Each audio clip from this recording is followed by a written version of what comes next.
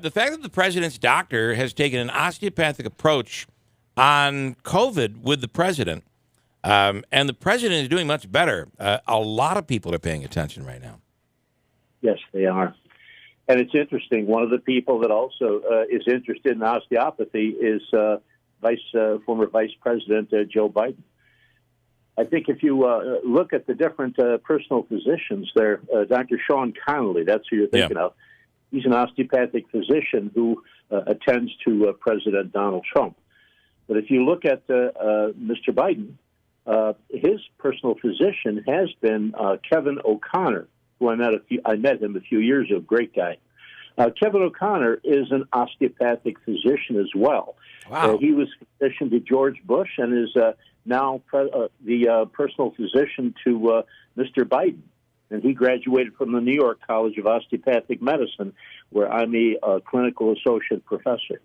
Doc, I have to say that I was reading up on it this morning, and it about 25% of all medical students right today are going to an osteopathic medical school. Right. Yeah, when I went to medical school back in the prehistoric days, there were 5 osteopathic medical schools around the United States. Now there are about 47 of them. And you're seeing more and more as they graduate into the medical field. You're more and more you're seeing about what a DO is. It used to be it was mostly around places like Missouri and Pennsylvania, Florida, California, and Texas, and a few other states. But with so many graduates coming out, you're seeing a lot more DOs. Because a lot of the DOs practice basically the exact same medicine as the MDs do. You would go into their office and wouldn't even consider what is the difference between a DO and an MD. It's when you get to places like the Falcon Clinic and other people who specialize in the philosophy and also the practice of osteopathic medicine. We do everything that MDs do, but in addition to that, we have about 300 to 400 extra hours of training in musculoskeletal hands-on treatment. And I personally took 5 years to get board certified as a specialist, not only emergency medicine first, but later 5 years to get osteopathic manipulative medicine specialty. So how do we, first of all, you were published recently in talking about the osteopathic approach to COVID-19? I was, actually. This is based on osteopathic hands-on treatments back in 1918. And I've been using these types of hands-on treatments, which involve the head, the neck, the chest, the abdomen, and the legs. It takes about 6 minutes. I've been using it for over 10 years on people with influenza, bronchitis, walking pneumonia, or non-hospital pneumonia, and so forth. But this article that I just had published, it's in the AAOJ, the American Academy of Osteopathy Journal, September issue. And we talk about one of the perspectives in osteopathy is to mobilize the various body fluids, and especially the lymphatic system and venous system in the lungs, basically helping to unclog the, I'll use the term, sewer system of the lungs to allow the lungs to clean themselves. Because you know yourself that the first part of the COVID infection, you get problems from the virus itself. That's stage one. And then the second part is when our body's own immune system attacks not only the virus, but it attacks us. And I won't go into the particulars, but basically it causes a clogging up or backing up of the venous and lymphatic system.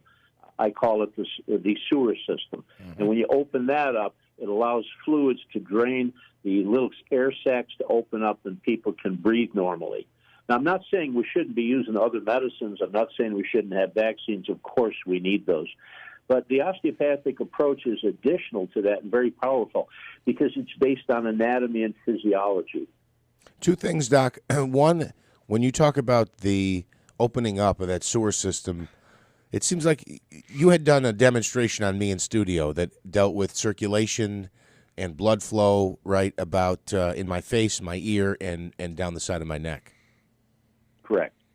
Also, on the I'm not going to be able to say this right, osteopathic approach with this lung cleaning. Is it a similar thing where you do like an external massage to get the blood flowing through there to get the lungs to clean themselves?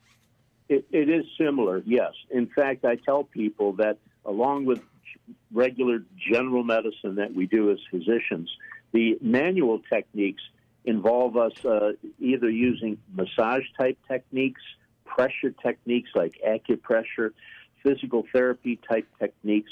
And then the other thing is freeing up restriction of different blood vessels, whether it's arterial, venous, or lymphatic, freeing up the flow of blood in the whole circulatory system.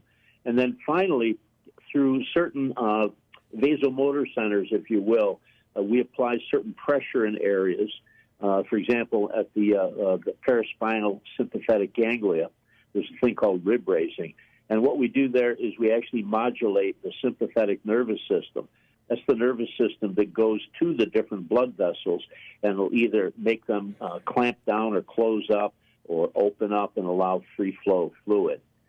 So the osteopathic approach is a lot of things, but one of them is the hands-on manipulation, like I said before, to free up the lymphatic flow and also ease up tension of muscle tightness and so forth. Sometimes I tell patients, if you don't understand the circulation and tightness and all that and muscles, take your hand and look at the fingers. Then clench your fist real tight and look at the fingers there. You'll notice they blanch white.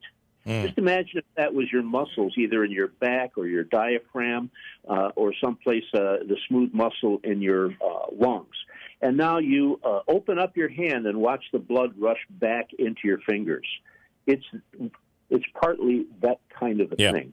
Well, and if you don't think that the mind has an association with pain, and then just think about the times that you've had a stressful situation.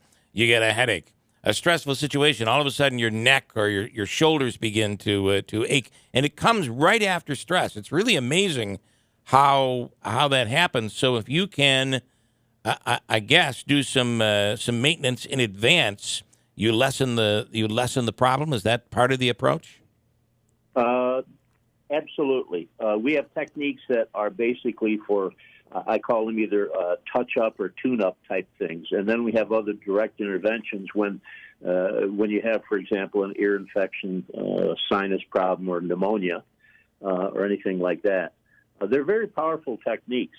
You mentioned the mind.